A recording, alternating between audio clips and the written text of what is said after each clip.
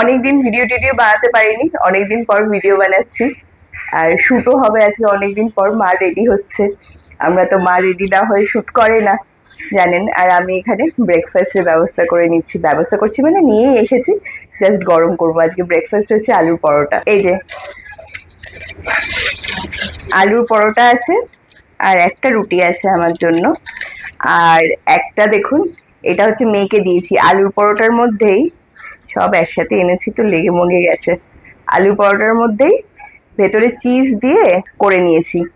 তো এই যে পরে এটা আর কি বেঁচে গেছিল, সেটা রেখে দিয়েছি, এটা বাবাকে দিয়ে দেবো। তো এইটা এগুলোকে একটু প্রথমে এটাকেই গরম করে নিই, চিজ দেওয়াটা। অবশ্য বাবা খুব একটা চিজ খেতে ভালোবাসে না। এই যে মা চলে এসেছে সেজে গুজে। অ্যাকচুয়ালি মাকে চেষ্টা করছি শেখানোর যে একা একা কি করে ভিডিও করতে পারে। মা কিছুতেই একা একা ভিডিও করতে মানে কমফোর্টেবল ফিল করে না। একা একা তো করি, পছন্দসই হয় না। হ্যাঁ সেটাই। এই যে জানি না বাবা খাবে কিনা, চিজ দিয়ে দিয়ে দেখি। এই যে মাটন, সব ব্যবস্থা করে রাখা রয়েছে। এই কদিন আগে একটা ইন্টারভিউতে মাকে জিজ্ঞেস করা হয়েছিল যে রান্না করার সময় মানে রান্নাঘরটার কি অবস্থা থাকে, প্রচন্ড তুলকালাম অবস্থা থাকে কি? তো এই যে দেখুন, মা এরকম সবকিছু সাজিয়ে গুছিয়ে নিয়ে তারপর শুরু করে। কখনোই আমি দেখি না তুলকালাম করতে, কিন্তু আমি যদি একটা শুট করতে যাই আমার রান্নাঘর একদম তুলকালাম হয়ে যায়। যাই হোক, এই যে এইগুলো হচ্ছে এমনি আলুর পরোটা আর কি। এবার এগুলোকে গরম করে নেব। তিনটে আছে, এই যে তিনটেকে একসঙ্গেই দিয়ে দিচ্ছি। আবার মা বকছে যে তুই ননস্টিক প্যানে কেন এই খুন্তিটা নিয়েছিস। তা হাতের কাছে ছিল, নিয়ে নিয়েছি, আস্তে করে ইউজ করছি, আশা করি প্রবলেম হবে না। এই যে চিজ পরোটা বাবা খেলো না তাই তো? হ্যাঁ, আমি খাচ্ছি চিজ পরোটা। না এমনি ভালো।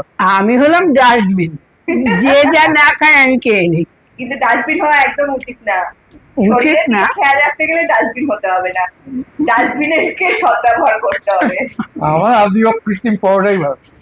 এমন কাজ করিস না, মাংস এনেছে এক ফোঁটা চর্বি নেই। একটু চর্বি সামান্য একটু থাকলে একটু মানে ওপর দিয়ে যে রোগনটা মানে না থাকলে যে একটা সৌন্দর্য মাংসের, সেই সৌন্দর্যটা হয় না। আর এইসব শুটিং এর মাংসে তো সৌন্দর্য দরকার। আমরা চর্বি খাবো না বলে চর্বি আলাদা করে বিছাইনি, আর দেয়ও নি। আনা হয় না চর্বি, কিন্তু হ্যাঁ, তাই ওই জন্য আমার অতটা মাথায় নেই ব্যাপারটা। এক টুকরো চর্বি হলেই হয়ে যায়। যাকে এখন যাই চর্বিটা নিয়ে আসি। এখন কাজ ছেড়ে চলেছি আবার। এই যে আজকের রেসিপি হয়ে গেছে মাটন ডাক বাংলো। আজকের লাঞ্চ একদম পুরো আমাদের মাটন রান্না হলে না আর সাথে ডিম রয়েছে। ডিম হচ্ছে আমাদের সবার প্রিয়, মানে সুতরাং আজকে মানে আর কিছু দরকার হয় না। আজ রান্না থাকলেও না সেগুলো আর কেউ পাতে নেবে না। মানে ওই জন্য আমি কালকে আমার বাড়িতে রান্না করারই বেশি রান্না বান্না করাইনি, কারণ জানি আজকে এখানে মাটন হবে, তাও ডাক বাংলো মাটন।